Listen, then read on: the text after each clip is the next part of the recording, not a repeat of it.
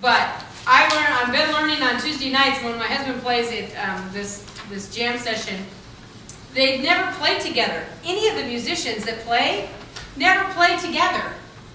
They show up and they're amazing. They have last night Kim Waters, who's this amazing saxophone player, showed up. He travels all over the country playing saxophone. And some guy that plays the guitar, I've never heard of him, but he's supposed to be really famous, but I've never heard of him. They were incredible, and these guys have never played together. And the arrangements that they did and how they sensed what the other one was going to do. So I'm learning that there isn't a right or wrong. There was two saxophone players up there last night. They were playing the same song, and none of them were playing, neither one of them were playing the same notes. Wow. Which blew me away. How do they go up there? How do they even know what to play? Okay, you know how they know?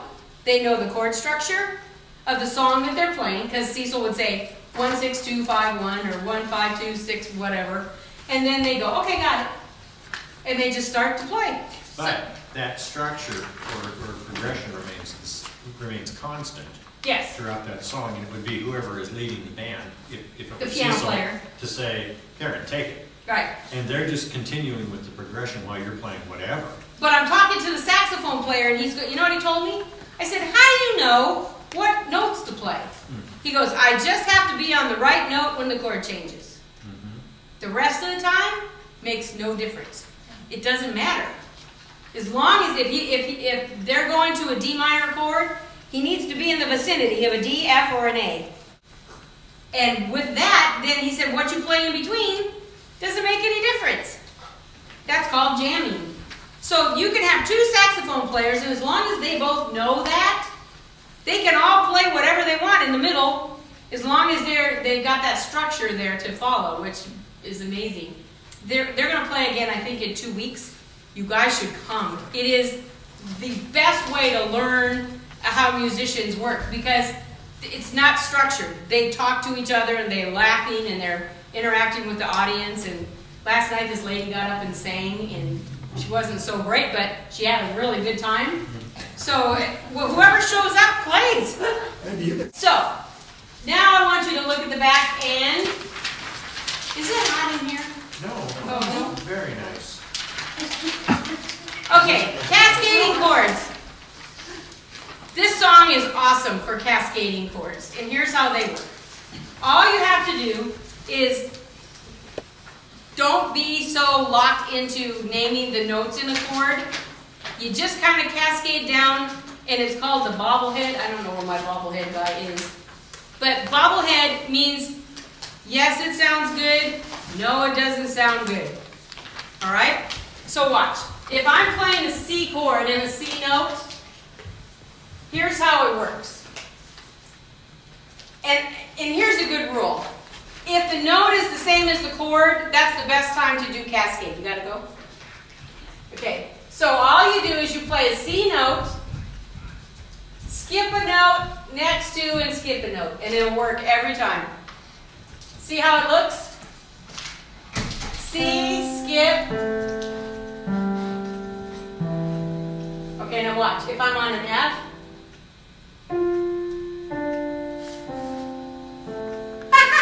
is that cool or what? Yeah. Watch G.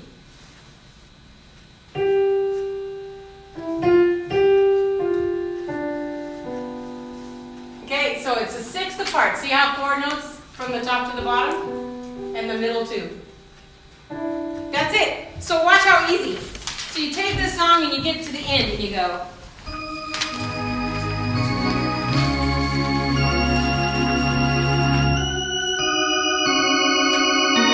Then you take your left hand and you do the same thing.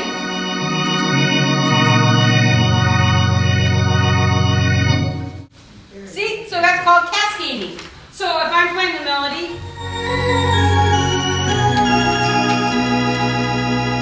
now literally, you can watch a piano player or a musician lock their hand in that position. Watch.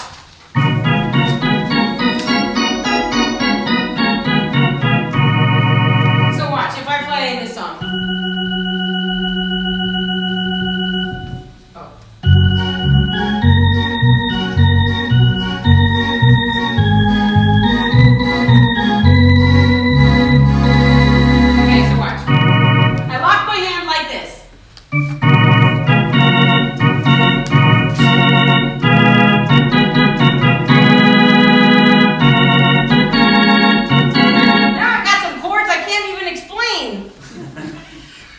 this isn't working. Okay, watch, if I go.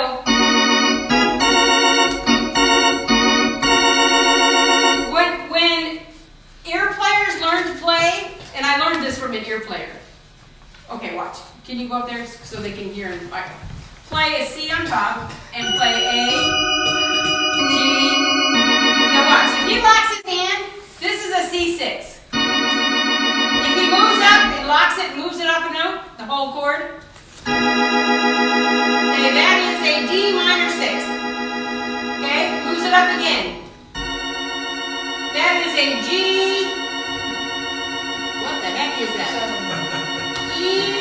What is that? C major 7. Okay, and again, you can name all those chords, but ear players don't care what they're called, so go back to C. So watch, if you lock your hand and just take a hike,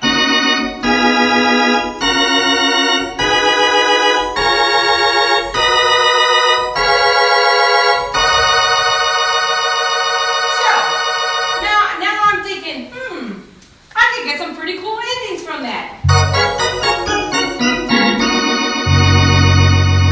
So you can play.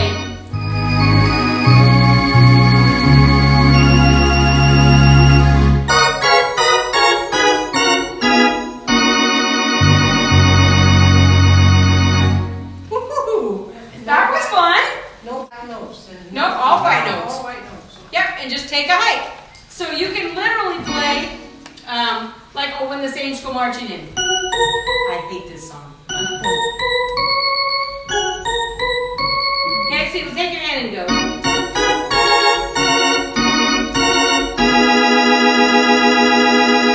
Now, sometimes your ear goes.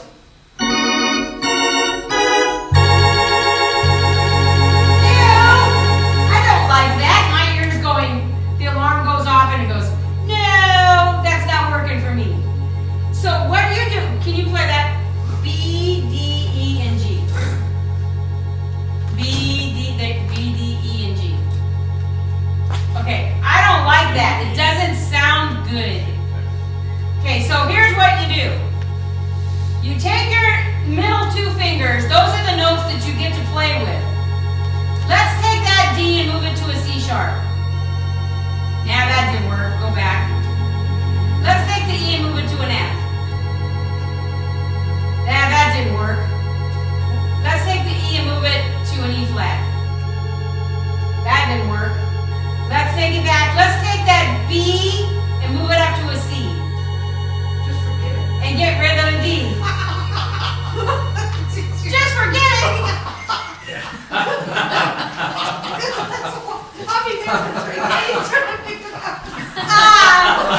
Don't force You're suspended. Here's my point. All the little messes that I made were all part of getting to the end result. Now, this is a good thing. I'm sorry, dear. Got into you today. Okay, so you go. I don't like that. But watch. It's finding the right place to land.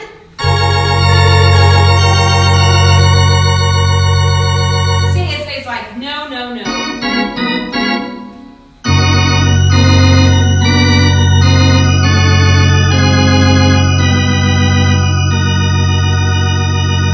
See, it's like, yeah.